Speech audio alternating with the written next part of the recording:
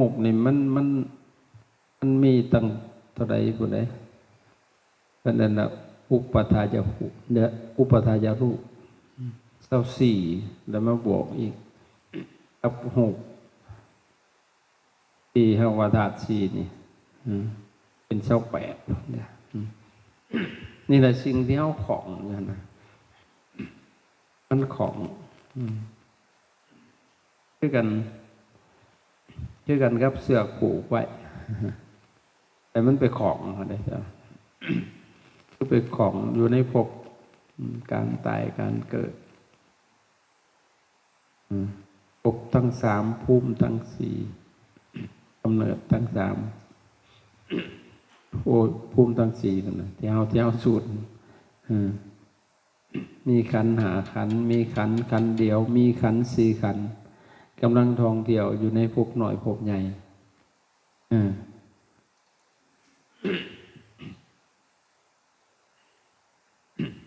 ขันธ์เดียวขันธ์4ขันธ์5ขันธ์เดียวก็คือมีพรหมพวกหนึ่งเป็นเอิ้นว่าพรหมดักแด้สัญญีพรหมกายิกะสัญญีสัตตะจากการเจริญฌานมานะจิตของเขามันประณีตขึ้นมาละเอียดขึ้นมาตั้งต้นรูปฌานมันก็เข้าไปสงบเนาะมันละเอียดอยู่ในรูปมันเป็นทิพย์มันละเอียดอันนี้ก็จะเดินไปจากปฐมฌานกับประณีตละเอียดกว่าธรรมดากว่าสมาธิธรรมดาของคนเราก็สังเกตป่ะพวกใดที่จิตใจก็จะสงบโดยการไปเจริญไปสมาธิหรือว่าเจริญภาวนานะสมถะวิปัสสนาใจของเขาจะสงบละเอียดละนีแนวคิดสิต่างพวกเฮาธรรมดาเด้อแนวคิดต่างๆนะความรู้สึกนึกคิดมันสิละเอียดกว่าเฮาธรรมดาแต่พวกเฮาธรรมดามันบ่ละเอียดนะคิดคือกันแต่มันก็บ่ได้คือเด้อการกระทำทุกสิ่งอย่างนั่นแหละมันสิละเอียดกว่าเพราะเขาสิมองไกลมองละเอียดกว่าการกระทำอีหยังสิบ่ค่อยผิดพลาดแต่สิเว้าแต่หลายพวกเฮามันก็บ่ได้คิดหยังเนาะเว้าก็คือเว้านั่นแหละแต่ว่าออกไปแล้วหรือว่ามันก็มาหูโตน้ำหลังมันก็เกิดวิปฏิสารแล้วบัดเกิดความเดือดร้อนใจไม่ได้การกระทำเนาะการกระทำอีหยังก็ทำไปรู้แล้วแต่ว่ามันบ่ถูกแต่บัดมันก็เกิดวิปฏิสารอีกคือเก่าเกิดความเดือดร้อนใจภายหลังอีกแล้วทุกการกระทำทางกายทางวาจาทางใจแต่ผู้เขาเจ้าจิตใจของเขาเจ้าประณีตละเอียดเขาจะสิระวังสังวรระวังนะเฮ็ดอีหยังมองอีหยังแต่ก็มีวิสัยทัศน์ที่ไปไกลมองแบบเป็นอันว่าแบบวิสัยทัศน์เนาะคือมองเห็นไกลๆนะมองทุกซอกทุกมุมมองแบบปริทัศน์ปริหอกทัศนะเห็นหอกนะทุกซอกทุกมุมนั่นแหละเห็นทางจุดดีจุดบ่ดีนะจุดบ่ดีก็ต้องพยายามในวันสิจัดการสิเปลี่ยนจุดดีก็ยังบ่พอก็ต้องเติมอีกเติมให้มันละเอียดขึ้นไปประณีตขึ้นพอเข้าไปมีความสุขอยู่ในฌานอุปฌานตัวที่1 กับปานีไปซ้ำหนึ่งที่ฝึกไปบันซ้ำซองอีกให้มันปานีขึ้นไปอีกแต่เขาไปสู่หูพระชันตัวที่สองมันจึงเป็นว่าทุติยฌานคือสองละตัวมันหยาบออกไปคือตัวที่หนึ่งมันประกอบโดยองค์ไม่มีตกวิจารปิติสุขเอกคตาออกไประงับเดี๋ยวพอถอนออกมาจิตใจกระพองใสมีความสุขจิตใจมันเย็นต่างกับปกติคนธรรมดาความรู้สึกนะตอนนั้นนะยกเว้นว่าต่อออกมาแล้วมันกระเสื่อมแล้วมันก็มีกิเลสเข้ามาก็จะเกิดความโลภความโกรธความหลงปกติบ่ได้มีอย่างเปลี่ยนแปลงเพราะว่ากิเลสบ่ทันได้ถูกละแต่คมไว้คือเอาหินทับหญ้าเด้หินทับหญ้าไว้ปุ๊บเวลาเอาหินออกมันก็งามกว่าเก่าอีกได้บาดหญ้าชุ่มนั้นนะตอนทับมันก็เปียมันก็หาทางไปหญ้ามันก็บื้นออกทางข้างเด้สังเกตบอกคนมีธรรมะที่คิดจักหลอกจักแหลกได้คิดเก่งคือยังพวกนี่นะมันเก่งกว่าคนธรรมดาคิดแนวหมู่บ่คิดนั่นแล้วเพิ่นคิดต่างหมู่ได้พอเพิ่นเห็นต่างหมู่ได้เพิ่นเห็นไก่กว่าคนธรรมดามันมีพลังกำลังตั้งแต่คนธรรมดาเขาคิดบ่เป็นได้เรื่องนะแต่มอมีสมาธิมันปันออกมาแล้วได้มันปิดขึ้นมาแล้วเหมือนกันตั้งแต่เอาหินออกแล้วหญ้ามันพื้นขึ้นให้งามกว่าเก่ามันห่อหุ้มขึ้นอันนี้คือเจริญสมถะคือจิตตภาวนาอบรมจิตให้จิตมันนุ่มนวลให้จิตมันผ่องใสนะคือกันครับเอาสารสมไปแกงน้ำที่มันคุ้นๆเอาสารสมเอาหินสมมาใส่แต่ก่อนมันสินอนลงเนาะนอนลงมันใสมันเห็นได้บัดมันนี่แหละมันสิเห็นต่างหมู่อย่างพวกนี้พวกที่ทำสมาธินะพวกที่บริทำสมาธิมันก็บ่เห็นอย่างละมืดตึ๊บอยู่หั่นแหละแนวคิดมันมืดไปหมดเลยนะมันมืดเลยนะครับเดี๋ยวนั่นแหละมันเห็นมามันขักเนาะออกมาแล้วที่ใจมันด้านขึ้นอีกมันเสื่อมเลยมันก็จะเข้าไหมแล้วมันติดใจก็เข้าอีกเที่ยวเข้าเที่ยวออกมันซ้ำซ้อมไว้มันเฮ็ดให้ละเอียดละเอียดโอ้ตัวนี้ยังหยาบมันเขียวเลยมันเขียวเลยตัวหยาบตัววิตกวิจารณ์มันยังหยาบอยู่แต่ว่าก่อนมันสิเข้ามาได้ตัวชานมันเฮ็ดเวียกนิวรณ์เกี่ยงบ่ได้นิวรณธรรมหั่นนะสิ่งที่เป็นเครื่องกั้นกลางจิตปล่อยผ่องใสเฮ็ดให้จิตเศร้าหมองเรียกว่านิวรธรรมมันมีอยู่1กามฉันทะคือความพอใจในอารมณ์อันกามมันบ่แม่นแต่เรื่องในมุงในมอนได้ทั้งเบิดเลยอารมณ์ที่มันสอบใจเรียกว่ากามฉันทะ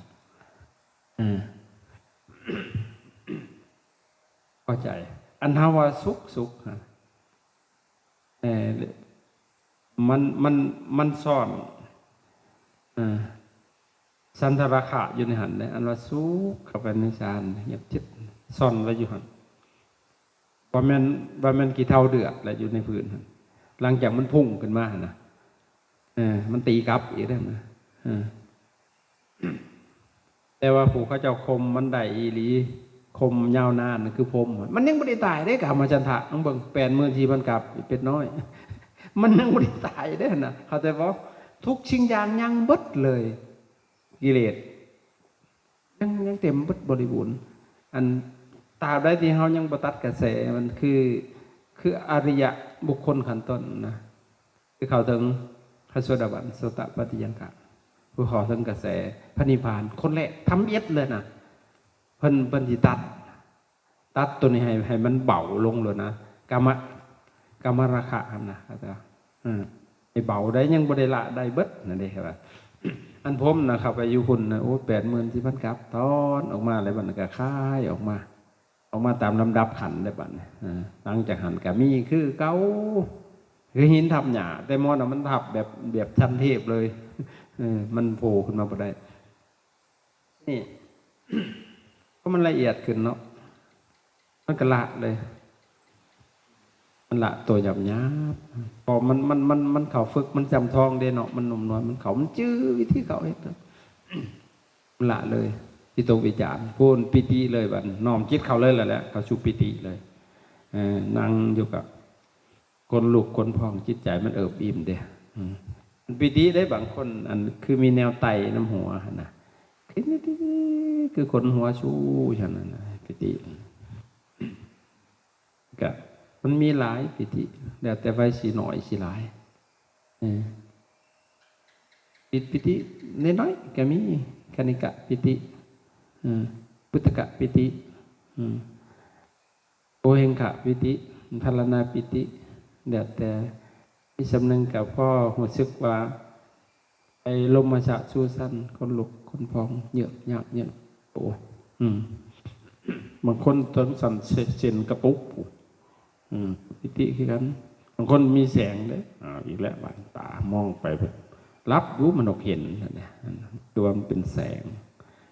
นั่งเจอกับแสงน้อยปิตินิดหน่อยเย็บสะเมงหอยบางคนซ้ำตาลดปุ๊บ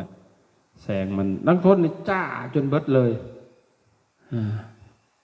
รับตาก็คือมือตามันเห็นได้จังไดมันบริรับมันบริมือตามันไปเห็นได้จังไดเห็นนะเป็นบางคนโตเบาโตลอยปิติเนี่ยอันนั้นมันสั่นโอเพงขาปิติแล้วย่างกระโดดไปพุ่นแล้วคือมันสิลอยไปได้อีหลีบาทมันเบาเสียเหลือเกินอันนี้มันโบแบกได้ที่เพิ่นเข้าละหุตะสัญญาอันนั้นเพิ่นคอนโทรลมันได้แล้วออกไปอย่างเช่นพระปิณฑระอันนี้เพิ่นเข้าไปเอาบาตรไม่จันทร์อันนี้เพิ่นก็เข้าละหุตะสัญญาแล้วตัวเบาวิวเลยแหละจำเป็นกำนุนแล้วลอยไปเอาบาตรอย่างพระวักกะลิก็เช่นกันวักกะลิที่เห็นพระพุทธเจ้าแล้วอ่อนซ้อนอ่อนซ้อนงามพระพุทธเจ้ารอแห้งเด้นั่งอยู่ทางหน้ามุงเอานอนก็แหกเราบวงเอานอนจักเถื่อเราปิติแห้งเด้คืนใจในพระพุทธเจ้าน้อยพระพุทธเจ้าไปเทศจะได้เพิ่นมานั่งข้างหน้าแล้วแหละของเพิ่นถ่าฟังเพิ่นม่วนนั่นแหละเพิ่นแย่งหูเพราะที่ถ่ายพระพุทธเจ้าเห็นสมควรแล้วพระเจ้าตักหนาเลยไล่เลยคำนวณว่ากันเฮาหายหัวนะที่จริงบ่หายดอกพระพุทธเจ้าแต่เพิ่นเว้าแล้วมันสะดุ้งนะอัปเปหิบักกะลิหนีออกไปพุ่นน่ะสิมาแย่งอันเบิ่งห่างกายอันเน่าเปื่อยผู้พังของเฮานี่บ่เพิ่นว่าหั่นน่ะปวดทักแสนสารก็สิทำนี่หั่นน่ะสิมาอ้อยอิงนำบัดนี้บอกเพิ่นว่าผู้ใดเห็นธรรมผู้นั้นเห็นเฮาเพิ่นว่าอันบ่เห็นธรรมนี่เกาะสายผ้าเฮากูจึงยังห่างเลยเพิ่นว่าน่ะเครียดตายไปบักกะลิหนีโอ้ยเฮารู้จักศรัทธาเพิ่นว่าสิเว้าเพิ่นมาเว้าจังซี่เพิ่นแค่นั่นนะนั่นแหละธรรมมันขาธรรมนะครับพาไปย่อหางแหงพอแห้งได้ขนาดมันเกิดจนหายหัวมันหลดนั่นน่ะเฮ็ดให้อารมณ์น่ะมันตกเข้าใจบ่ถ้าทำมันขาทำก็ปกตายไปขาตัวตายให้มันแล้วซะบ่เห็นใจเฮาเลยเฮาอุตส่าห์อันส้มหั่นนะว่าง่ายซะไปเป็นผู้หุ่นพระเจ้าเพิ่นมีญาณของเพิ่นเนาะไปปรากฏต่อหน้าเพิ่นได้ต่อหน้าวักกะลินั่นแหละ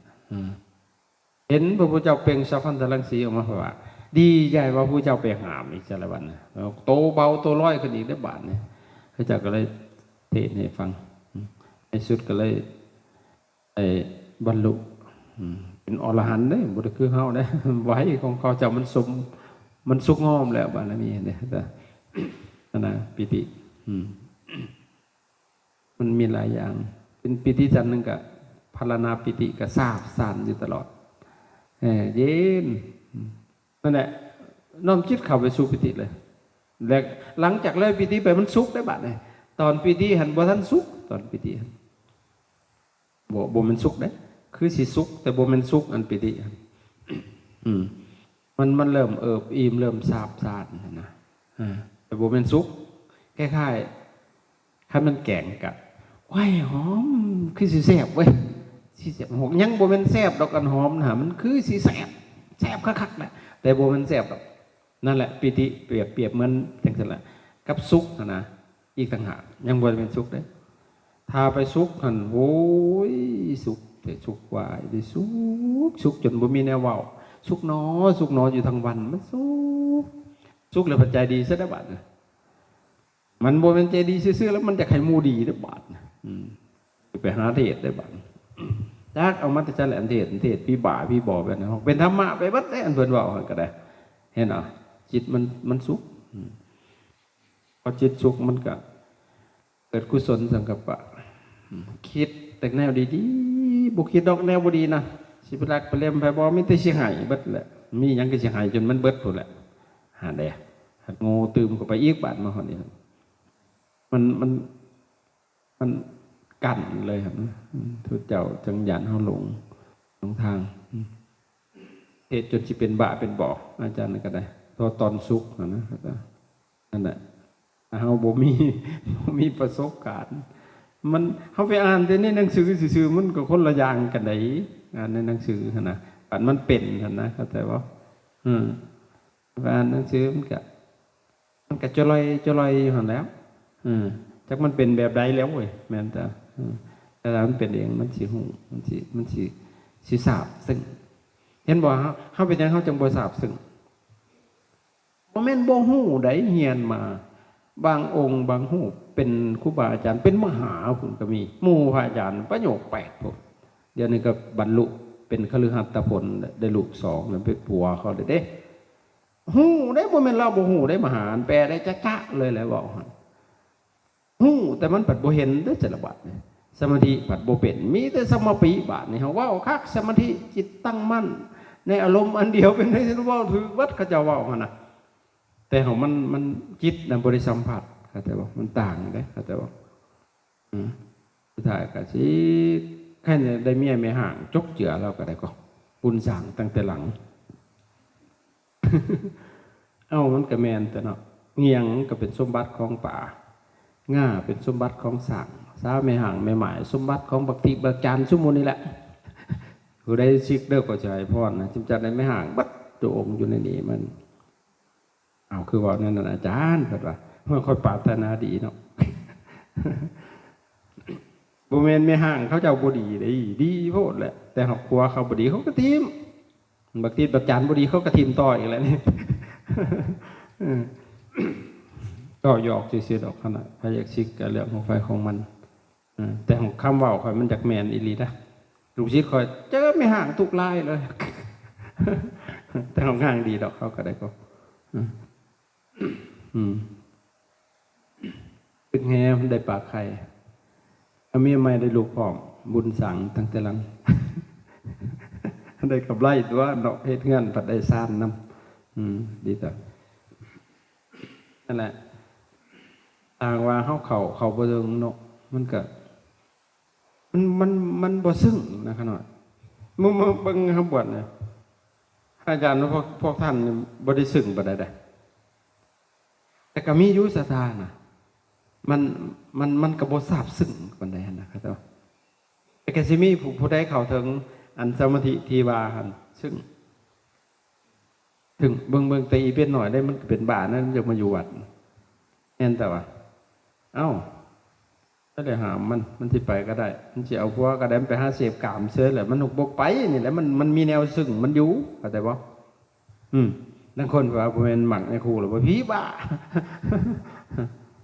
ดีบ่ดีบ่แม่นหมักอาจารย์บ่แม่นสเปคข่อยดอกนั่นนี่อันนั้นหลายคนได้บอกว่าเพราะหยังเขาเห็นเด้เห็นเนี่ยครูนึงก็สงสัยบางเทื่อนะไม่ออกอันนี้จังได๋มาจำได้ก็เห็นเจ้าก็หมักเนี่ยครูจักว่าหมักบ่ตามครูพนาแล้วสิเอาอยู่บ่ได้มันเป็นสเปคแล้วดอกถามเนี่ยอุดมก็เป็นสเปคเขาดอกแบบแม่นบ่ไผสเปคอีเป็นหน่อยอยู่นี่สิโยกให้ยกให้เยอะแต่ว่านี่แหละเขาเจ้ามันเห็นจังซั่นเด้เขาแต่ว่าเป็นหยังมันจังอยู่มันไปบ่ได้เป็นจังได๋ไปจังได๋มันเคยนี่เนาะ อยู่ซื่อมันก็อยากเฮ็ดสมาธิคันเฮ็ดปัญญาบ้าบาด มันสิบ้าไปเทื่อนึงหรือเด้บาดมันเอาเพิ่นจักไปแล้วมันเฮ็ดเองมันนั่นแหละมันว่าโอ้มันมีเบื้องหลังได้พุ่นน่ะมาสงสัยเฮาอีกได้แต่เพิ่นเฮ็ดบ่ถูกเนาะนี่แหละถ้าเข้าไปขนาดมันสิซึ้งขนาดเป็นพระเนี่ยชิกยากแต่มันก็เสื่อมขนาดเสื่อมมันปัจจัยเฮ็ดใหม่อีกได้เพราะว่ามันได้สัมผัสแล้วเข้าใจบ่ตัวสมาธิตัวขันเลิกๆนะครับจ้ะเนี่ยพอวิทย์จากฌานที่หนึ่งเนาะมันสะดาดกันมันเข้าสู่ฌานที่สองแห้งสุกบาดแห้งสุกบาดตะเลยตัวหยาบมันแต่ก็ยังมีหูยังไม่ได้หูซึกตัวบัดแล้วทุกกิ่งอย่างยังมีหูบัดแล้วคิดก็ยังมีแต่ว่ามันบริคิดฟุ้งนะคือมันจัดการนิวรณ์ระดับขาบเลยนิวรธรรมครับกามาฉันทะมึงปรากฏขึ้นมาบ่ได้หูอยู่มันกับพอแห้งแล้วได้มันจะเข่าไปนะแต่เขาบ่ได้มอนี่บ่หลับเจ้าบ้านบ่เปิดหลับไปเสร็จไปชั่วโมงนี้ยังว่าแต่กิเลสมาเปิดแอดเอาเลยแกลกกึบเข้าไปต้อนรับดีเสียแล้วเกินแม่นแต่ว่าโอ้โหผมเป็นหิวเด้เป็นไปหากินเล็กหน่อยเราก็จะกินมันเรียบให้มันอิ่มจะขาดออกโอ้ยอ่อนซ้อนจิตแต่นะมันไปหากินอารมณ์เข้าใจบ่จิตน่ะบ่ค่อยวางจากอารมณ์ได้หูเสียงกินรสปวดตาผะทำอารมณ์อย่างต่างๆกินเรียบเพิ่นว่าเพิ่นไปกินที่แท้จริงว่าแบบพระพุทธเจ้าบ่แม่นได้เพิ่นว่าสังขารเลหิกัจฉามิไอเวทนาเลหิกัจฉามิ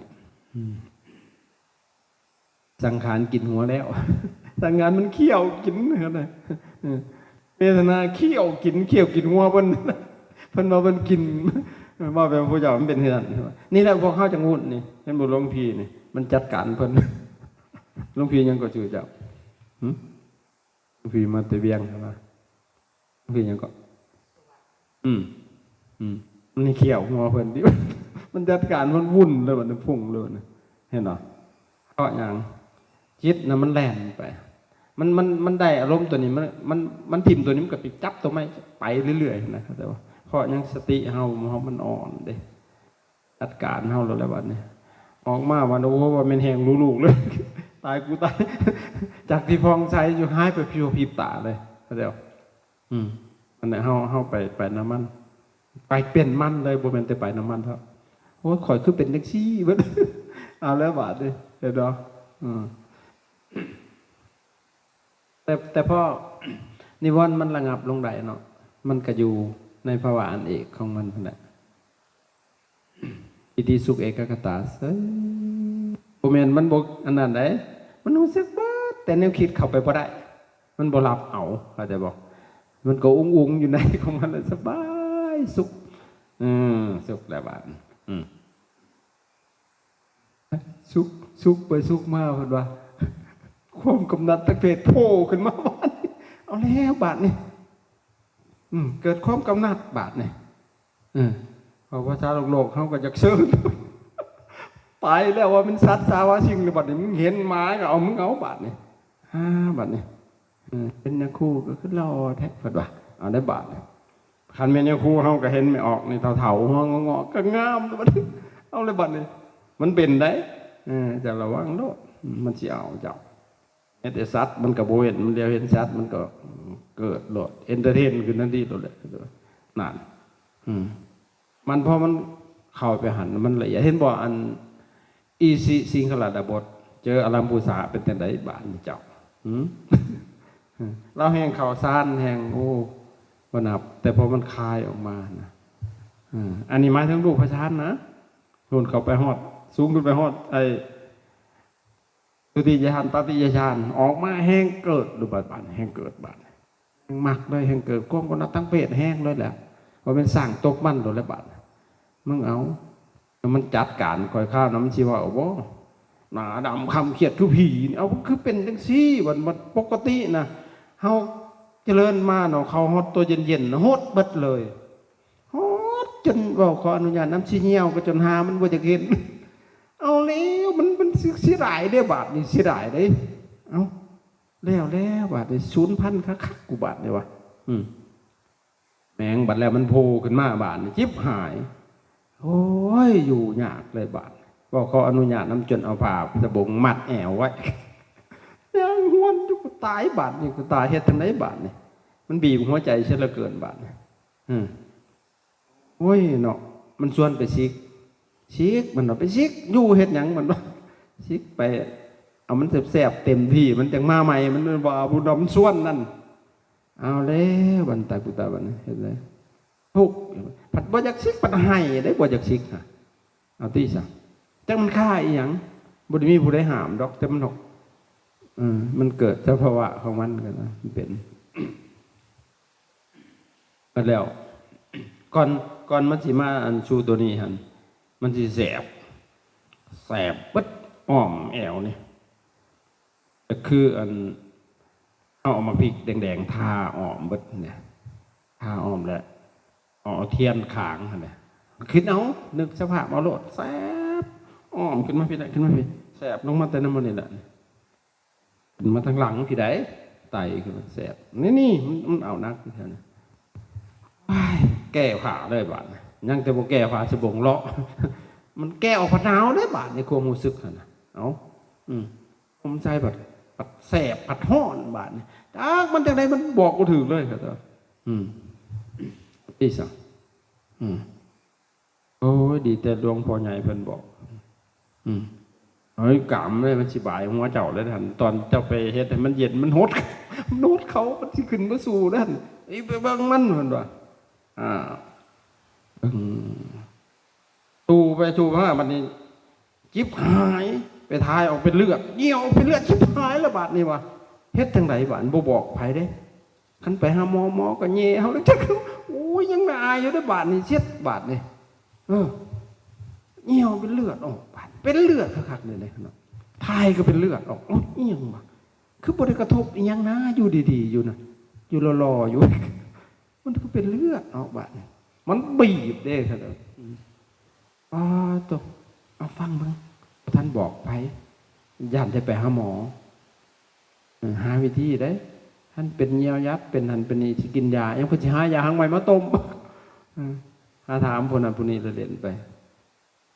เยียวอีกต่างหากก็มีอีกแต่มันสิคอยจางออกทายคือกันพร้อมกันเลือดอีลีนี่ได้เอามือจับเบิ่งเลือดอุ้ยมันเป็นตะยันเลยบัดแล้วมันกระจางไปจางบอกโอ้ยใครแน่วะมีแห้งดิวะยันได้ไปหาหมอยันหมอเห็นของเพิ่นน่ะเด้มันบวยมันหลับบ่ได้เนาะสุดท้ายก็มันก็คลายออกไปหากผู้ใดบ่ข่มขืนตัวเองนะสิเจอผู้หญิงคือกันน่ะผู้ชายคือกันน่ะถ้าไปข่มขืนตัวเองเลยซะเชิญเห็นมันสู่กันครับแต่ว่านั่นแหละนี่แหละพวกกันพระเจ้าเจริญฌานมาปฏิบัติมาเนาะฮอดจตุตฌานเพราะมันคลายออกมันความกำหนัดทางเพศมันมาบัดเนี่ยพวกฤาษีที่ว่าโอ้บ่ได้แล้วมันจะหาวิธีแล้วบัดหาวิธีกำจัดพระเจ้าจึงมันเป็นน้ำตัวตนนี่ตัวนี่มันยากแต่นี่ยากน้ำกระตนกระโตนี่มันจะข่มขืนผู้นั้นผู้นี้เขาก็คิดแล้วบัดจะหาวิธีหมอหนึ่งพอได้วิธีมาจะเดินขึ้นไปทีมันจะหบในบ่อยมันมีอาบน้ำหบชุมมุนีแหละก็เลยทิมพวกผักชวนที่อันเป็นหูรูปขันเนี่ยนะก็เลยเข้าไปสู่ไปเจริญฌานที่สูงขึ้นไปเพื่อนั้นอากาศสารนั้นจะเพื่อเอาความเอาสิ่งที่บ่มีหูมาเป็นอารมณ์มาเป็นอารมณ์ของสมาธิของฌานนะเอาแต่ตัวหูบาดเนี่ยอยู่ในที่ว่างจากหูนะครับมันก็เลยหายไปตัวหูธรรมิตก็มีพอจะเดินไปบัดเอาจิตนั้นออกจากตัวหูมันสิดับเข้าไปมันก็หัดแหนนหัดกายของเราเนี่ยก็รู้สึกนะ อัดแน่นเขาแดนเขามันคือสิตายเนี่ยคือมันหันใจบออกเนาะแต่ทั้งคนก็ไปบ่ได้มันยานตายแต่ถ้าผู้ใดโซตายนะคือเฮ็ดได้เนาะเฮ็ดไปความรู้สึกมันหน่อยลงนะในหูนะมันก็หายไปหูก็บ่ได้ยินเสียงห่างกายก็หายไปบ่มีเหลือแต่ตัวหูบาดนะหูหอกบ่มีหยังจักอยู่ในใสอีกบาดนะมันบ่มีความรู้สึกมันบ่มีในหูแล้วหายเลยบาดพอหูหายมันผัดเบาจะได้บาดเนี่ยมันเบา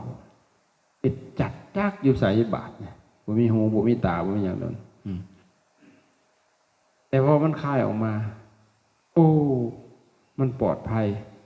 จากไอตัวความกำหนัดเอาเขามานี่มันบ่มีความกำหนัดเลยตัวติมหูแล้วสิบ่มีความกำหนัดทางเพศแต่ว่ามันก็ใกล้อยู่ดีนะใกล้กับหูพัฒนาไปต่ออีกเอาสิ่งที่บ่มีหูคือเก่าแหละมาเป็นอารมณ์ก็คือเอาส่วนความรู้สึกเป็นเดินวิญญาณัญจายตนะเอาความหูสึกตัวนั่นแหละปากหูอยู่ซื่อๆกันนะมาเป็นอารมณ์ของสมาธิเป็นนั้นวิญญาณัญจายตนะความบ่มีที่สิ้นสุดของวิญญาณมาเป็นอารมณ์หูไปทับไปหูโตหูทำอิฐนั่นแหละโตทำอิฐน่ะมันมีตัวหูอยู่เขาจะบอกบัดได้มอหูตัวนี้ไปหูมอไหนเนี่ยหูว่าหูมันเป็นอารมณ์ของสมาธินั่นก็เลยได้ฌานอีกตัวที่สองประเด็นว่าวิญญาณัญจายตนะความบ่มีที่สิ้นสุดของวิญญาณมันเป็นอารมณ์ออกมากมันก็ยังไก่ตัวนั้นอยู่ว่าพัฒนาต่อเอาความบ่มีอีหยังบาดเนี่ยเอามันยังมีอยู่ตัวหูนะสีบ่ให้มันหูว่าท่านมันยังมีอยู่นะเนี่ยอากินจัญญายตนะ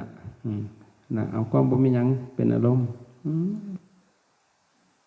บริสุทธิ์น้ำกายแล้วมาเฮานี่นะรับตาปึ๊บบ่มีบ่หูบ่มีบ่หู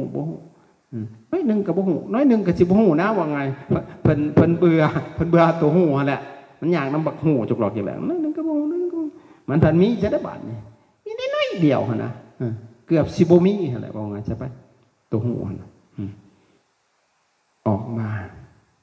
แต่คือเขามันกะแบบมันคายออกมามันก็ไก่หูคือเขานะเอาไปต่ออีกบาทมันสิดับหูบ่อยากหูบ่อยากทำหูยังว่าจันต่อไปนะสิดับผูหูว่าหูดับมันเลยมันว่าดับบ่ได้จะได้บัดมันเงียบเก่ามอกขึ้นงับเก่าจะคือว่าไงก็คือแมงยิงหอยนะยิบดับมอกขึ้นอีกหูคือบ่หูคือฝันบ่แมนนะหูอยู่บัดคือบ่ได้หูยังจังซี่นะภาษาบาลีเพิ่นนั่นเนวสัญญานาสัญญาจตนะคือมีสัญญาคือมีความหูอยู่ก็คือบ่แม่นคันว่าบ่แม่นก็คือแม่นคือหูอยู่นี่นะบ่ได้รับนี่นะเข้าใจบ่หาน่ะเพิ่นดับบ่ลงเพิ่นรับบ่ลงเพิ่นสิดับบักหูมันหูบ่ลงบาดนี้คาอยู่หั่นแหละมาคาอยู่หั่นก็เลยเพิ่นดับแล้วหูนะเพิ่นเลยเหลือแต่4ขันธ์นี่แหละเวทนาสัญญาสังขารวิญญาณเหลือเท่านี้ก็เกือบสิบ่ฮู้สึกแล้วแหละตัววิญญาณนะครับน้อยแต่มันยังหูอยู่ก็เลยกลายเป็นขันธ์สี่อันขันธ์ห้าคือพวกเฮานี่แหละแต่ไอ้พวกนรกฮอดสวรรค์6ชั้นชากรรมวจรอันนี้เป็นขันธ์ห้าแล้วนะเลยวันขันธ์เดียวมันมีอีกพวกหนึ่งพวกผมมันก็จะมันยากมันคิดว่ามันยากน้ำมันบักหูมาลองตองแต่งมูนี่แหละมันสอดับทิมเลยเพียงแงก เหลือแต่หูเขาหล่อบาดบูเรื่องยังเลยบาดนี่เอาละมันก็ยังเอ๊ะปะแล้วมันคายออกมามันก็ยังเบิดคือเก่าเขาจะบอกอีเป็นหน่อยมาซ่านเลยสิเพิ่นว่าได้เพิ่นสิไปสอนให้เขามึงสอนมึงสิตายเลยอีดอกพระฤาษีมันมาแพงฤทธิ์แพงเดชกันย่านสู่หมู่บ่ได้เพ่งกัดลมนี่มันหลอกตายได้ลมนี่นะเขาจะบอกดึงแห้งๆตึกตักนะเช็ดเลยตายเลยเห็นว่าพระฤาษีมาตายอยู่เมืองพาราณสีป่าอิสิปตนะมุลิกะทายาวันฤาษีบินมาตกปัตนะมาตกมาแพงฤทธิ์แพงเดชกันได้ชาตินะมาบูชูมูเพ่งเทตัวเองตายแก่คราวนี้ว่าอะไรมันจังได้พืชออกมาหลังจากนั้นเทกระตายเลยนั่นก็เลยมีขันเดียวพอมันดับพวกอันนี้เบิดล่ะเรียกแต่หูเวทนาสัญญาสังขารญาณดับนี่แหละพวกที่ข้าเจ้าได้ฌานได้สมาธิกันเลิกฝึกจนยิ่งยวดนะจิตใจของข้าเจ้ามันสิละเอียดมันละเอียดมันฝึกได้เด้พระพุทธเจ้าท่านว่าฝึกได้จากที่ปุถุชนคนธรรมดาฝึกได้พระอาจารย์กระบวนการสิเป็นคนนั่นนี่ตะกี้ก็ได้เขาก็เต็มไปด้วยความโลภความโกรธความหลงเต็มไปหมดนั่นแหละโกรธก็เป็นหายก็เป็นถ้ามันบวชมันสิได้ขาคนหมดแล้วมันจะทำได้ทุกอย่างนะครับมันเขาเป็นคนธรรมดาเขาไม่ได้บวชนะครับเพราะด้วยอำนาจของกิเลสตัณหามันกระชากลากจูงมันบ่พอใจกันอยากทำลายเลยฝึกครูบาอาจารย์พระอริยเจ้าทั้งหลายเพิ่นก็ฝึกตนว่าเขาสิเอาจังไดนะถามตัวเขาเองฝึกซ้ำนึงก็ได้ซ้ำนั้นแน่นอนที่สุดเห็ดทำได้ก็ได้ซ้ำนั้นเลยอันนี้เขาต้องฝึกเองเลยขนาดครูบาอาจารย์เพิ่นก็เป็นเพียงกัลยาณมิตรให้แต่ก็เป็นกำลังใจให้กระตุ้นจิตใจของเขาอยู่โดยความเมตตาโดยความปรารถนาดีบ่ได้กี่ที่ได้แห่งอยากให้ได้บ่มันกี่ที่สิหวงทำยันมูจักน้ำบ่อแล้วบ่สงวนลิขสิทธิ์เลยแหละเฮ็ดเอาโลดฝึกพระเจ้าน่ะ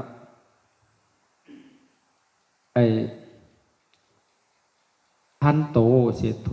มนุษย์เสสุในหมู่เทวดาและมนุษย์ทั้งหลายผู้ฝึกตนท่านแล้วเป็นผู้ประเสริฐเห็นป่ะเขาฝึกได้ทำได้แล้วได้ขั้นประเสริฐแล้วบอกหรือยังประสาทอยู่กระเตกอยู่หันฝึกต้องเบิ่งได้อย่าให้มันลุดหลายลุดหลายเลยมันกับโบประเสริฐได้คำบอกคำจาบอกจังสี่ปัจจิบกระแทกใจเขาบอกมันกัดเข้าสิบพอใจฮะว่าแม่นฮะว่าแมนอยู่แต่มันกะหลับว่าได้เนี่ยก็เลยเป็นโทษแต่โบโซดาด้วยว่าแมนก็เป็นพิษแต่โบโซดาดอมว่าดีก็เป็นหายเพราะคนเรามันต่างกันท่านผู้ฝึกตนมาแล้วแบบสบายได้เพราะสิว่ายังกะบ่สนดอกแต่ว่าเลยชำนาญยางมาสีนาดามันกับไม่ได้สนดอกนะมันก็สบายครับแต่ว่าคือว่าพุทธเจ้า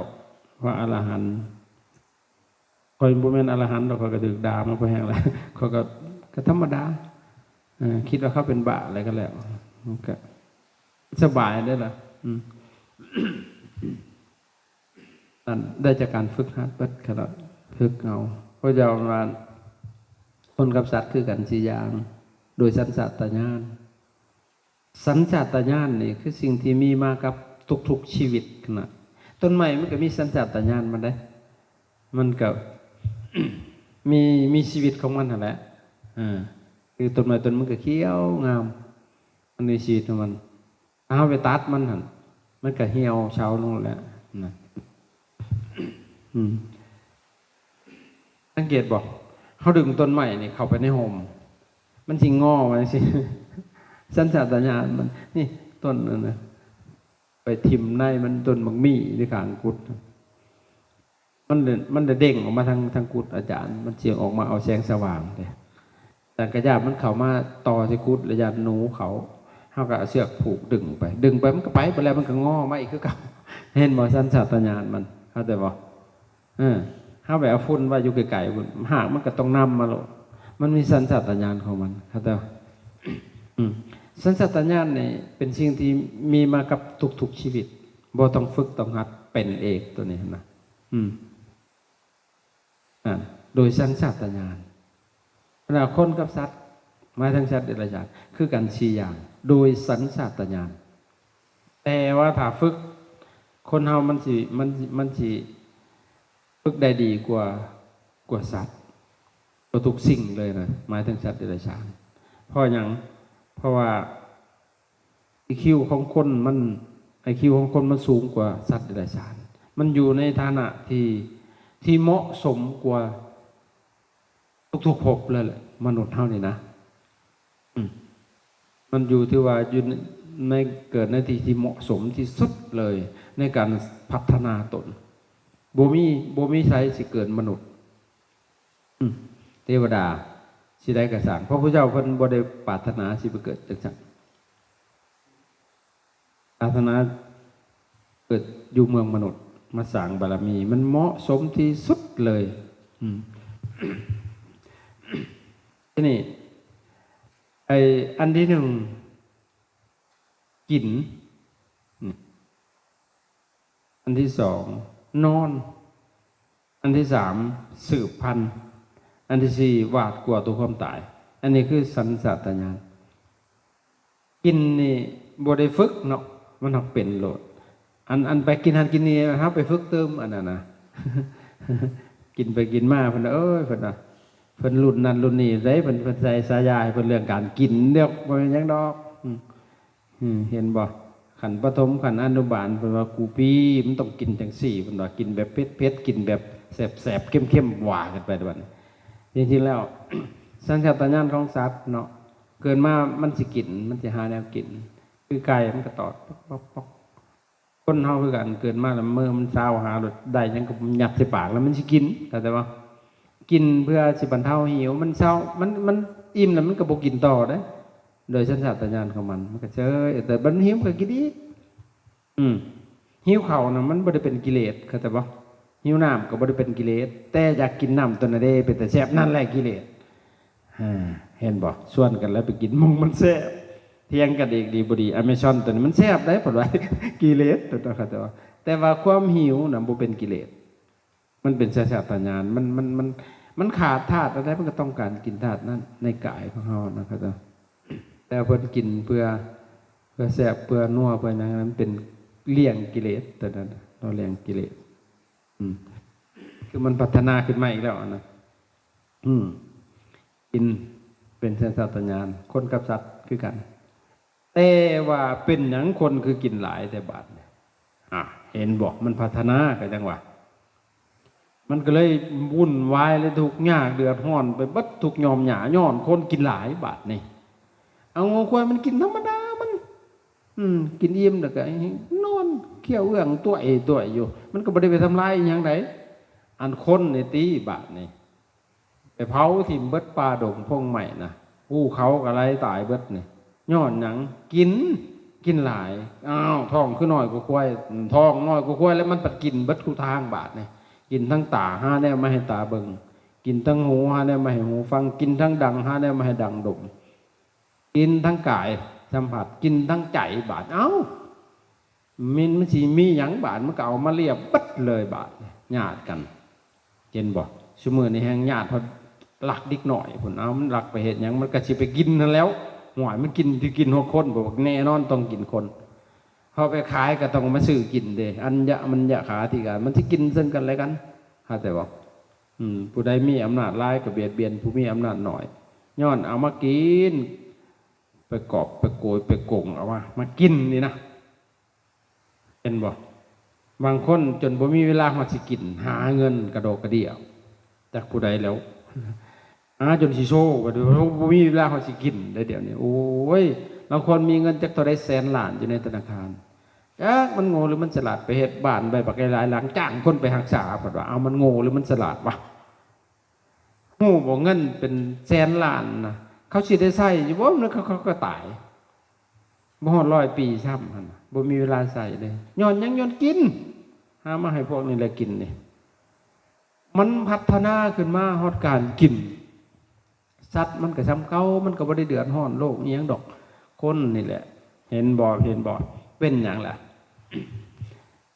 คนกับสัตว์คือกัน4อย่าง1กิน2นอน3สืบพันธุ์4บาดกว่าตัวความตายแต่พระพุทธเจ้าว่าถ้าคนเฮานี่ขาดการฝึกฝนพัฒนาตนหมายถึงศีลธรรมนะคนนี่สิเลวร้ายไปยิ่งกว่าสัตว์เดรัจฉาน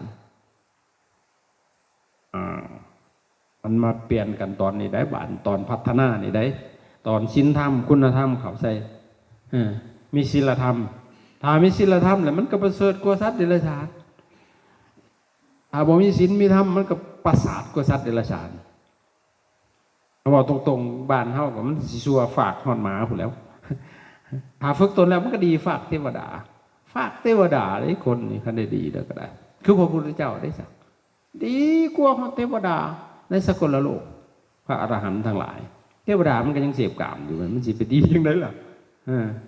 เห็นล่ะนั่นแหละถ้าฝึกตนแต่ถ้าขาดศีลขาดธรรมแล้วมันก็ฝึกคือกันแต่มันฝึกแนวบ่ดีหั่นเด้เขาจะบอกอย่างเช่นกินยาบ้ามันก็ฝึกกินนี่ทำในอุดมก็ได้เคยกินบ่ยาอุดมเคยกินอยู่บ่ยาบ้าน่าเห็นบ่เราแม่ป้อนบ่ได้ป้อนได้หั่นน่ะแม่ป้อนบ่โอ้ยบักหลาอุดมกินข้าวบ่แซ่บกินยาบ้าจักเป็กน้อกินเหล้าน้อเพิ่นบ่ได้ป้อนดอกแม่นแต่ว่าพวกให้เฮาไปกินเองทั้งนั้นเลยไปฝึกเองเขาจะบอกนี่แหละมันฝึกในทางที่บุรีมันก็สุดยอดได้ฝึกทางบุรีนี่กับคนนี่นะแต่ฝึกทางดีคู่ขนานกันไปฝึกทางดีก็สุดยอดเขาจะบอกเฮาเป็นพระนะเดี๋ยวนี้นะขน่อยเอาได้กระตุ้นพระอาจารย์คือว่าคักแท้บ่ว่าเฮ็ดได้อยู่บอกอยากแล้วไว้ก็เบิ่งเอานี่แหละเขาจะบอกแล้วอาจารย์เฮ็ดได้หรือบ่ได้แล้วก็เบิ่งให้แม่นแต่ว่าเฮามาอยู่นี่เท่าใดเฮาก็ยังบ่ได้เดือดร้อนแม่นแต่ว่าต่อให้เจ้ามาเป็น100เขาก็อยู่ได้เขาก็เลี้ยงจุ๊บเจ้าได้เป็นหยังล่ะหาจะบอกเพราะฉะนั้นเขาควรจะฝึกตนให้เป็นผู้ประเสริฐนะไอเวียน้อยก็คือกันเด้อบางเด้อเราใส่ชุดสวยๆพอเราไปฝึกมันฝึกอย่างเดียวเลยฝึกได้ตั้งใจฝึกตนหาจะบอกอันว่าจะเป็นหน่อยนะผู้นั่งข้างๆก็คือกันผู้นอนกลนๆนั่นนะเพราะนั้นฝึกเขาจะบอกฝึกให้มันประเสริฐนะเขาจะบอกพอเราอยู่ในฐานะอันประเสริฐแล้วเดี๋ยวนี้นะได้เป็นมนุษย์ได้ขนาด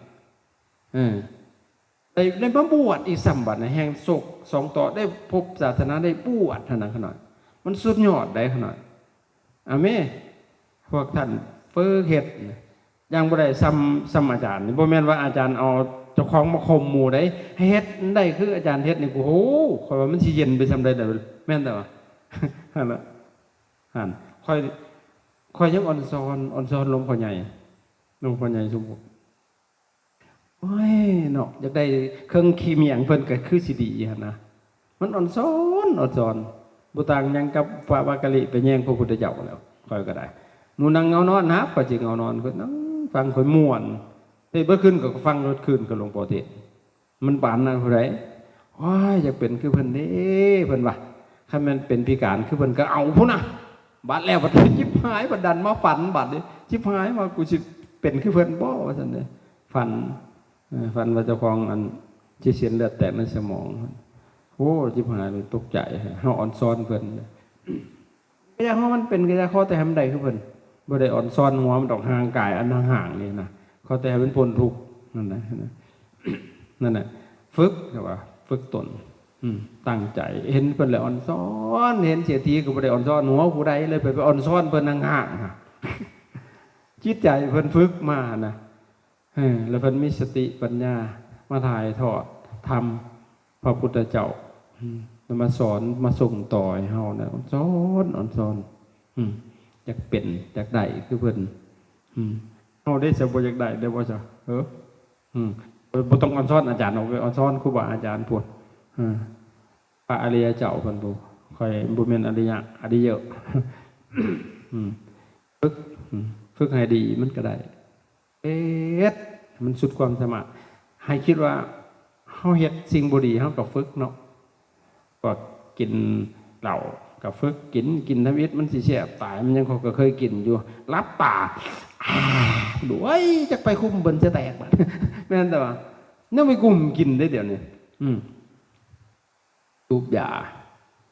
สูบทวิตเห็นเขาออกหูดังมันคือคักแท้ว่าจะเอาออกมันสิหยังมันก็กืนกั้นใจมันก็ออกว่าซั่นอ๋อทศมักคักแค้นเลยบัดลองเบิ่งทวิตนะฝึกไปฝึกมาพันออกเป็นบัด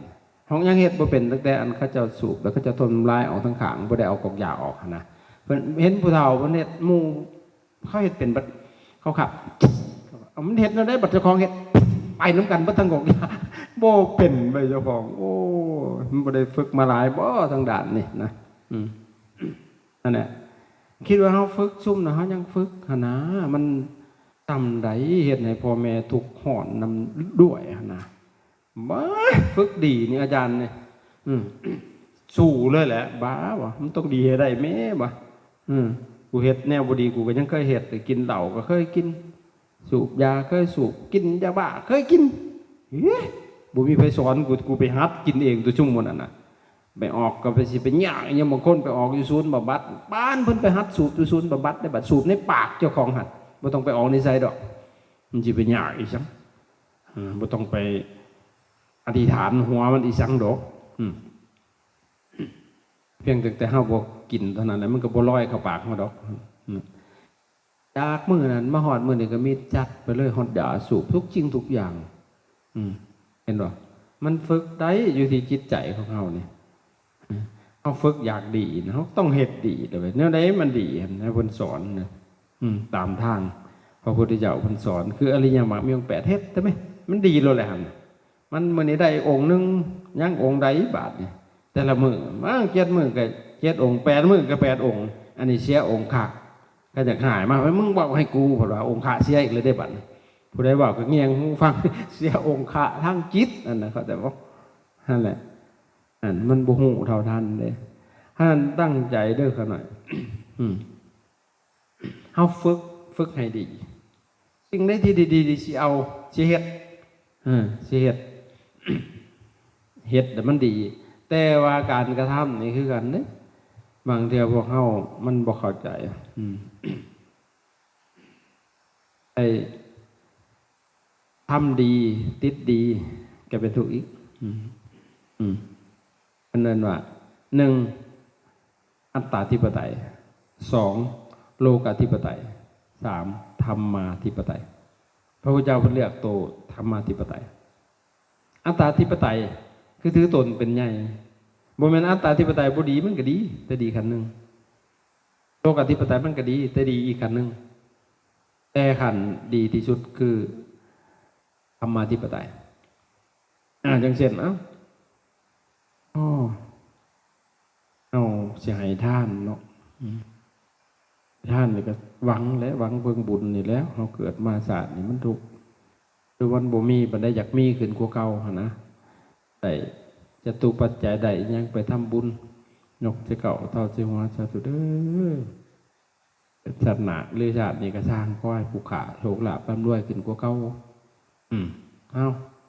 พรบาดบางบ่อนแต่มานี่เสียใจเด้อบางคนบ่เข้าใจเรื่องพรนะมาไม่เห็นหลายคนอยู่บางเทพะด้วยนะเอาปัจจัยถวายอาจารย์กสาธุตามเถื่อมันคือบ่ให้พรนะแสดงว่าเขาบ่ฮู้พรบ่ฮู้บุญด้วยพรมาจากคำว่าวระแปลว่าประเสริฐเรียกว่าพระนี่มาจากคำว่าวระคือกันแหละประเสริฐมันประเสริฐแล้วบ่พวกเฮาเหรอหั่นพรสิทธิอันชอบธรรมอันเพิ่งจะหายได้เฮาทำได้เด้ทำพรเฮาให้สิ่งที่ประเสริฐได้เด้นั่นแหละเฮาได้พรแล้วเฮาทำพรอยู่เพิ่นก็อนุโมทนาสาธุดีแล้ว อันนี้เข้าใจว่านั่นแหละคนบ่เข้าใจอันที่หนึ่งอัตตาธิปไตยคือตนเป็นใหญ่เพื่อตนนะย้อนมันมีตนมันก็เลยอยากทำเพื่อตนแต่ว่าอันนั้นเป็นอัตตาธิปไตยได้ขนาดอันที่สองโลกาธิปไตยเขาก็ไม่ได้มีศรัทธาดอกแต่หอกโลกเขาหมู่เขาว่าเฮ็ดเดสอะเอาเฮ็ดน้ำหมู่เขาแหละนี่เห็นป่ะแบบถือโลกเป็นไงเขาเฮ็ดนั่นแหละก็เฮ็ดไปละมันบ่คือหมู่คันบ่เฮ็ดก็ได้เฮ็ดคือหมู่อันนั้นโลกาธิปไตยที่นี่ธรรมาธิปไตยเด้ทำดีเพื่อดีอ้าวทำดีเพื่อคุ้มดีทำแต่สิ่งที่เป็นประโยชน์สิ่งใดที่เป็นประโยชน์เลยสิทำคันบ่เป็นประโยชน์แล้วบ่เฮ็ดบ่แม่นทำดีเพื่อให้เขาย่องบ่แม่นไผบ่ย่องคือสร้างก็เลยต้องคอยทำดีเพื่อดีคอยทำดีมันก็ดีนะครับแต่ว่าแล้วก็ทำสิ่งที่เป็นประโยชน์ด้วยให้คิดจังซี่เพราะนั้นเฮาตั้งใจฝึกตนฝึกให้ดีฝึกให้ตัวเองดีนี่แล้วคันเฮาดีมันก็สิดีไปเบิดแหละแต่ละอย่างก็ได้สิ่งแวดล้อมรอบข้างก็ค่อยสิดีไปด้วยเฮาดีซำใดมันก็สิเย็นไปซำนั้นแหละดีจนมันได้มาตรฐานดีหั่นน่ะถ้าบ่ได้มาตรฐานดีก็ยังสิชั่วอยู่โบราณเพิ่นว่าคำหนึ่งตามกระบวนอ้อยลำหวานบ่มีเฟื่อนเครือเขาห่อมากอดเกี่ยวโคหวานนั่นกับเราขมเครือเขาห่อนี่มันขมอ้อยมันหวานแต่ว่าถ้าห่อเอาหนึ่งต่อหนึ่งใส่กันนี่ขมแน่นอน 100% บ่มีคำว่าหวานเลยต่อหนึ่งก็ยังขมเด้แม่นบ่เป็นหยังคือบ่ไปหวานน้ำอ้อยแน่เครือเขาห่อก็ได้ก็คือไปขมเป็นน้ำเครือเขาห่อทั้งเบิดเพราะว่าอ้อยหันบ่ได้มาตรฐานความหวานเครือเขาห่อเพิ่นได้มาตรฐานความขม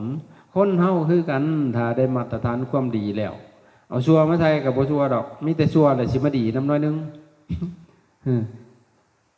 เล่นจังได๋สิบ่ไปชั่วหั่นนะมีแต่ชั่วสิมาดีนำเอาสิบ่ลดลงไปหาว่าจะต่อไปเฮาได้มาตรฐานเฮาอยู่เพราะฉะนั้นเฮาฝึกตนให้มันได้มาตรฐานของความดีแต่ฝึกเอาหั่นแหละ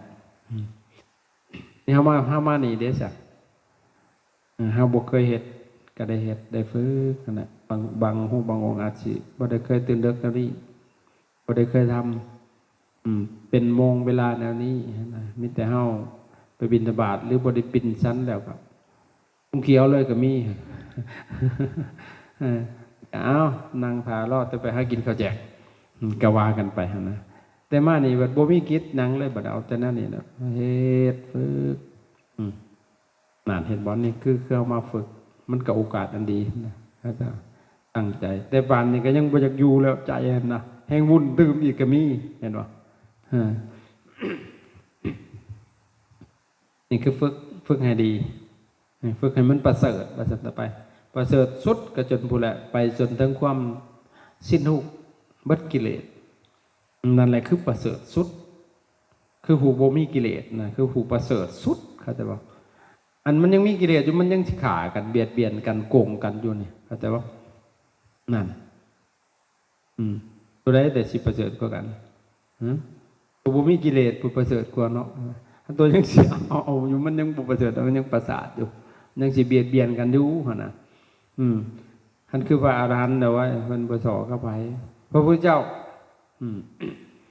เพิ่นบ่คัดต่อโลกได้โลกไปคัดเพิ่นน่าเห็นบ่เพิ่นบ่คัดโลกบ่ขวางโลกว่าซั่นซะไปมีแต่โลกแหละไปคัดเพิ่นไปขวางเพิ่นเขายังคิดแบบโลกแต่อันนั้นตั้งใจฝึกเอาถ้าอยากดีฝึกการกินกับฝึกเห็นป่ะพระเจ้าเป็นสอนละเอียดก็ได้ฝึกการกินเห็นบอกมีองค์หนึ่งอยู่บ่ได้เจาะเพราะว่าเราสันทองเถื่อเราเป็นกระเพาะโป๊บตายเมื่อบาดก็อยู่บ่ได้เห็นป่ะแต่พระเจ้าเป็นสันแต่เดียวเฮากับสันแต่เดียวเฮาก็อยู่ได้เด้ ฝึกการกินกะเฮาบ่ได้กินมั่วชั่วนะครับแต่ว่าบ่ได้กินจุบๆจับแต่เดียวเลยก็แล้วมันก็เป็นนิสัยเลยครับแต่ว่าเป็นผู้ว่าง่ายเป็นผู้เลี้ยงง่ายเป็นผู้มีอาหารน้อยนะสิน้อยตายยังได้หิวประปงชินอีกแล้ว เป็นผู้มีอาหารน้อยซุฟโลเป็นผู้เลี้ยงง่ายแต่ว่าเยซูเป็นผู้เลี้ยงยากนี่การกินการนอนเห็นว่าการนอนนี่ก็มันง่วงหอดมองมันก็สิง่วงแต่ถ้าเฮาฝึกวิธีนอนก็ได้เด้ฝึกให้มันนอนจักโมงแต่ก่อนหันอาจารย์สินอนตรงเวลาเป๊ะตื่นตรงเวลาเป๊ะยกเว้นว่าเฮาเจ็บไข้ได้ป่วยถ้าปกตินี่อาจารย์สิตื่นเป๊ะเลยบ่ตั้งก็ได้โมงค่ะมันเคยฮอดหันนี่มันคล้ายๆมีหยังดึงเฮาดีดทับขึ้นโลดฮอดหันไปอยู่ไสก็คือกันแต่ก่อนบัดพอเฮามามีเวียกมีงานเขาเอาแล้วมีกิจมากสารพัดมากห่างกายเฮาก็ทดถอยนะมีอาการอะไรบาดนอนไปตัวที่ตัวแดดเลยแต่ขายอีเป็ดหน่อยมาอยู่นำเหลือนอนบ่ตรงเวลาเลยตะกี้มันจิบหายเลยบาดนี่มันส่อที่จักหน่อยเป็นหันเป็นนี่อีกแล้วได้บาดนี่มันเกิดสภาวะมาบัดโทษมาด่าหัวเฮาก็มีมันเกิดบงควงโอ้ยว่านอนจนปันพอลูกอ่อนมันบดเปลี่ยนตรงเวลาเลยโอ้ยมึงหรือมันทำลายกูระบบกูเบิดเลยนะปกติอาจารย์จะนอนตรงเวลาที่สุดเลยเพราะว่าเขาหอนมองเขาตื่นมันฝึกได้ได้ขนาดฝึกการนอนเขาฝึกได้เห็นหรอพระพุทธเจ้าว่าโพสดีมัตตัญญูตาอปันนกะปฏิปทาการปฏิบัติเบื้องต้นที่บุวิต3อย่างอปันนกะปฏิปทา1อินทรีย์สังวรเห็นบอกสำรวมตาหูดังลิ้นกายใจสำรวมอยู่บ่ตานะตาสิ่งที่เขาพวกนั้นพวกนี้บ่สำรวมแต่ตาหูก็คือกันแต่หาแต่สารแหน่เขาได้ยินอย่างมาแล้วอีกแล้วเขาได้อีกแล้วอยู่บ่ชื่อเพิ่นว่าควันชาวบ้านเจ็บหายก็ยาเขาแล้วเขาจะเข้าคุกเขาตะนั่งกันพวกนั้นน้ำกันก็คือกันเด้อยู่ซื่อๆก็รุดปอกออกมาเพิ่นน่ะเข้าคุกอีกแล้วแล้วจักมันห่อนหัวเพิ่นอีหยังหั่นแหละเฮาบ่สำรวมตาหูฟังแจ้งตั้งใจให้คิดนำยำแล้วบ่ค้าแก้วก็จึงเกินทันตัวได้ยินก็ชัดแต่ว่าได้ยินนั่นแหละอันนี้เฮาก็คักเราได้เพิ่นลืมข้าวได้นี่อินทรีย์สังวรโภชนีมัตตัญญูตาหูประมาณในการบริโภคอันนี้ปัดโภชนีมัตตัญญูตุงปัดเอาพุ่งเป็นประมาณปัดนั่นแหละสะบือบานนอนพุ่งเกี่ยวเหยาจิบหายมือน่ะย้ายมาถ่วงหลานเพิ่นเอ้ามันคือเป็นกระโตก็เก่าบ่ว่าม่วนเนาะโอ้ยเพิ่นว่าเอามันก็ซ้ำเก่ามันนั่นแหละเขาว่าบ่ว่ามันเป็นกระโตก็เก่านั่นแหละแม้แต่การกินการฝึกปากริยานุโยคประกอบความเพียรเป็นผู้ตื่นอยู่เห็นบ่อันนี้ประกอบความลับอยู่เดี๋ยวจะเป็นสอนการกินการนอนการอยู่เนาะเพราะฉะนั้นแหละ1กิน2นอน3สืบพันธุ์อย่างครูเฮาจะไปซึกไปสืบพันธุ์ได้ขน่อยให้มันสูญพันธุ์แล้วนะอันพันธุ์บ่เป็นแต่สแตกปานใดนี่นะว่ามันก็รออยู่ได้ปฏิบัติให้มันสูญพันธุ์แล้วไปจะไปเสียดายเถอะถ้าชิกพร้อมกันอาจารย์ก็สิชิกคือกันอยู่คนเอาเขายังบ่ทันอยากชิกตอนเขาอยากชิกจังมาชวนกันให้ชวนกว่าชิกได้จังชิกไปให้เก่งมาชวนกว่าชิกนะ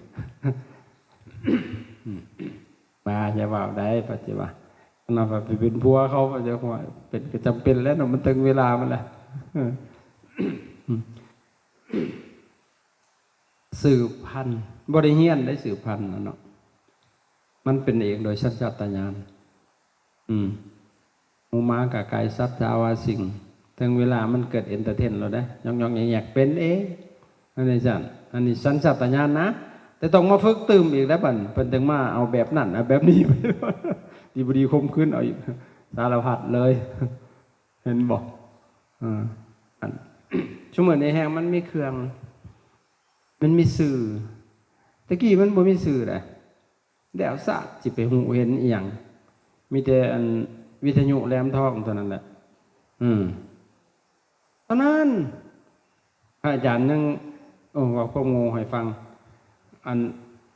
ไปหลักฟังอันวิทยุซ่องมึงเงียงหามึงมั่งเด้มันคนมันอยู่ในใจมันคือว่ามวล มันคือว่ามวลแท้อยู่ในนี่นะซ่องมึงขนาดอาจารย์แย่งแวนอาจารย์ยังจับทางหลังเลยจับว่ามันมีคนอยู่เด้ว่าเจ้าของอยู่จับก็บ่เห็นเลยเนาะบัดไม่จับหนาประเทศทางน่ะเราก็สร้างเป็นเลยมันโง่แหละตะกี้แต่มันบ่มีสื่อตะกี้อันเพลงก็ยังบ่มีมันเลยกิเลสมันก็บ่หุนแห้งปานใดนะซุมื้อนี้มันมีสื่อที่แหละมันกดเข้าไปเบิ่งเลยหนังการ์ตูนเพิ่นว่าหนังการ์ตูนผู้ใหญ่จักแม่นอีหยังแล้วบาดนี่จักมึงสิเล่นทาได้แล้วบาดนะมันก็มั่วเลยที่บาดนี่มันเห็นมันมีสื่อมันบ่มีมุมลับเลยของโลกอยากเห็นหนังตับไตใส่พุงเห็นเบิดอย่างครูชุบนี่ก็เจ็บหายเลยแล้วบาดนี่นอนดูอ้ายตายแล้วกูอยู่บ่ได้แล้วเพิ่นว่าเฮ็ดจังไดบาดเห็นเขาแบบว่าคันบุคาพระเรื่องคันบุเครื่องของโดนสิโตนพ่นลงไปใช้มันสิรอดพรรษาบ่วะเพิ่นว่าอดเอาพรรษาซะก่อนเพิ่นว่าออกกรรมนี่ซะก่อนปฏิมีบ่จักเพิ่นมีบ่จักออกกรรมนี่จักสิกอย่าชื่อสิเขาหลายๆเทื่อก่อนเพราะว่ามันบ่ทันบ่จดได้พวกเหยาเด้เอามันหลายๆโลดเอามันจะเป็นปีเอามาเขาน้ำข่อยพรรษานึงไปสิสิกจับพรรษาอยู่นี่สิพาเหตุกระขากบ่มันบ่คำมันอยู่ได้ก็เอาทำอยู่ไปเลยทำอยู่ไปได้ก็ซิกก็ยากหน่อยก็ได้เฮ็ดดีเต็มที่แหละบ่มีมนทินยังเลยหั่นน่ะมันก็ดีเข้าใจบ่นั่นน่ะอันนี้โอ้ยซิกพออกหยอกอย่างเงี้ยนี่บ่เจริญได้กันหน่อยจริงเอาไปเมียด่าปฏิขี้ทอดปลาเลี้ยงไว้หั่นโอ้ยเนาะเคยนบมือกินอย่างสบายไปเพิ่นว่าชี้ก็ได้อยู่เฮ็ดอันนี้ให้แน่เพิ่นว่าง่วยบ่ไหวเด้อเนาะชิกไปให้เขาด่าจากนั้นเตียวผู้ใดมีบุญก็สิได้เมียดีบ่จักมีดีบ่ได้ก็ทุกข์คือเก่าหั่นแหละเนาะบ่แม่นสิมีแต่เมียเฮาผู้เดียวพี่น้องมันก็มีแต่พี่น้องมันบ่ดีเด้บัดเฮาก็ทุกข์คือเก่ายามันเตือมันตายป้าสิบ่หายน้ำมันกินหมูโป่งอยู่บ่เตือหักมันหลายเพราะฉะนั้นบ่มีซะดีกว่าซะมันจังสิบ่จากกันเนาะครับสืบพันธุ์สุดท้ายบาดกว่าตัวความตายย่านตายเบิดทุกๆชีวิตยกเว้นพระอรหันต์แล้วบ่ย่านตายพระจำหันต์เฮานี่ย่านคักปันหยังย่านตายนั่นแหละนี่แหละคนกับสัตว์คือกัน4อย่างถ้าหากได้ฝึกผลพัฒนาตนคนสิประเสริฐกว่าสัตว์ถ้าหากว่าคนฝึกไปในทางที่บุรีมันสิเลวร้ายไปยิ่งกว่าสัตว์เดรัจฉานถ้าเดรัจฉานบ่ปรากฏเห็นมันฆ่าตัวตายได้บักตุกับบักกี้บ่คิดสิผูกคอตายบ่คิดสิกินยาตายได้หั่นน่ะเข้าใจบ่มันก็อกหักเป็นอยู่ยามมันแย่งอันผู้สาวกันหมอตู้นี่แหละอกหักส่วนหลายกันหมอเตี้ยได้บ่ถึงอีหยังเขาหมอกี้หวงตัวใหญ่หมอตู้ก็บ่คิดสิฆ่าตัวตายเด้เผาให้เท่านั้นแหละมึงเผลอบ่ได้กูก็ร้อยนั่นแหละแต่คนนั่นที่มันฆ่าตัวตายอกหักฆ่าตัวตายมันโดดกินยาพิษมามันยังบ่กินยาพิษได้ตู้เอาอีหยังมาเลี้ยนกันมีฮอดยาพิษมีคนอุจจาระให้มันเลือกกินอุจจาระนะบอกเรายาพวกนี้บ่กินเด็ดขาดเลยนะนั่นนะอุจจาระมันก็มีโปรตีนสำหรับมันก็ต้องกินเนาะแต่คนเฮาหากินแต่บอกมีแอลกอฮอล์พวกแล้วบาดนี่ตายซอกตายกันด้วยกระทึกนึกน้องเห็นบ่นั่นเขาฝึกไปในทางที่บ่ดีเข้าใจบ่ไปแล้วก็ตีดเป็นของแซ่บของนัวนั่นฝึกเอาหน่อยคันคิดว่าปวดมันดีปฏิบัติตามพระธรรมคำสอนพระพุทธเจ้ามันดีก็เฮ็ดเอามันบ่แม่นแค่ดีได้ขนาดมันจนทั้งความพ้นทุกข์คันเฮามีศรัทธาแท้ก็มุ่งอยากพ้นจากทุกข์นะเพราะจากนั้นมันก็ทุกข์อยู่แล้วการเกิดแม้แต่เกิดทางจิตนี่มันก็ทุกข์บ่แห้งเลยมื้อนึงจักเท่าใดเทื่อเกิดแต่เดี๋ยวนี้คิดจนเมื่อย มันเป็นอาจารย์อันนั้นฝึกเอาเอาจำนี่แหละไปพุ่งเคี้ยวจ้ะนอน